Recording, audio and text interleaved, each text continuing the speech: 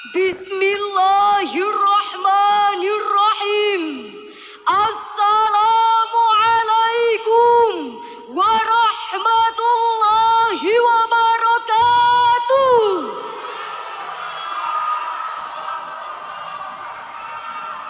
Alhamdulillahilladzi ja'ala fi amwalil aghniya haqqan lis-sa'ili wal mahrum. Wassalatu wassalamu ala sayyidina Muhammadin khairil umara wa ala alihi wa ashabihi alladhina badhalu amwalahum lillah fastaujabul jaza'al awfa. Amma ba'd. Dewan Hakim yang arif dan bijaksana, hadirin calon penghuni surga, kita bangga sebagai bangsa Indonesia. Bangsa yang berada di garis khatulistiwa ini memiliki khazanah dan kekayaan alam yang melimpah ruah. Menurut data dari Badan Pusat Statistik Nasional, luas lahan persawahan mencapai 8 juta hektar. Menurut Kementerian Pertanian Republik Indonesia, luas lahan perkebunan sawit mencapai 14,3 juta hektar. Ditambah lagi dari sektor tijarah atau perdagangan dan perindustrian yang di dalamnya juga termasuk berbagai jenis perusahaan berskala kecil, menengah dan besar. Demikian pula dari sektor peternakan, pertambangan, kelautan dan perikanan, penghasilan pegawai negeri, BUMN dan swasta, serta dari berbagai profesi lainnya. Semua itu hadirin merupakan potensi zakat di negeri yang bertuah ini. Maka wajarlah potensi zakat di Indonesia itu ditamsilkan seperti membangunkan raksasa yang sedang tidur. Bagaimana tidak hadirin? Hasil riset yang dilakukan oleh Badan Amil Zakat Nasional atau Basnas melaporkan bahwa potensi zakat Indonesia per tahunnya mencapai 217 triliun rupiah. Satu angka yang sangat fantastis untuk mensejahterakan umat dan dapat mengurangi angka kemiskinan. Namun, kuantitas yang mampu dikumpulkan per tahunnya hanya 3,7 triliun rupiah saja. Hadirin, potensi zakat yang besar tadi berbanding terbalik dengan potret kesejahteraan umat di negeri bertuah ini. Menurut data dari Badan Pusat Statistik, pada bulan Maret tahun 2018 tercatat bahwa jumlah penduduk miskin di Indonesia mencapai 25,95 juta jiwa. Persentase penduduk miskin di kota 7,2%, sementara di desa 13,20%. Dari 133,94 juta angkatan kerja, sebanyak 6,80 juta menganggur. Masih banyak masyarakat kita yang tinggal di rumah kumuh dan tidak layak huni. Bahkan masih banyak warga kita yang terpaksa meninggalkan keluarga dan sanak saudaranya untuk bekerja sebagai pembantu rumah tangga dan buruh kasar di luar negeri. Potret ini sungguh sangat memilukan dan menyedihkan hati kita karena terjadi di negeri yang banyak sumber rezeki untuk berbagi. Atas dasar inilah maka tergugah hati kami bertiga untuk menyampaikan sebuah syarahan yang berjudul Optimalisasi Pengelolaan Zakat untuk Mensejahterakan Umat. Dengan landasan firman Allah dalam Al-Quran Surah At-Taubah ayat 103. A'udzu billahi minasy syaithanir rajim.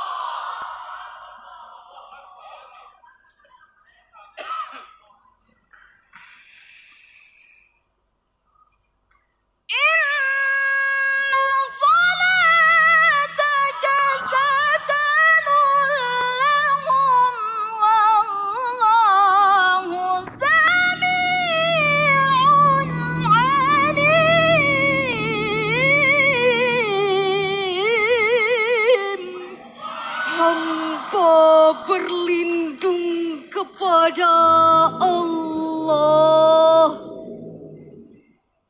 dari godaan syaitan yang terkutuk dengan menyebut nama Allah yang Maha Pengasih, Maha Penyayang. Ambillah zakat dari sebagian harta mereka.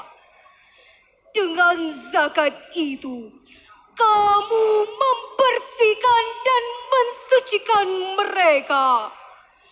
Dan berdoalah untuk mereka. Sesungguhnya doa kamu itu menumbuhkan ketentraman jiwa bagi mereka.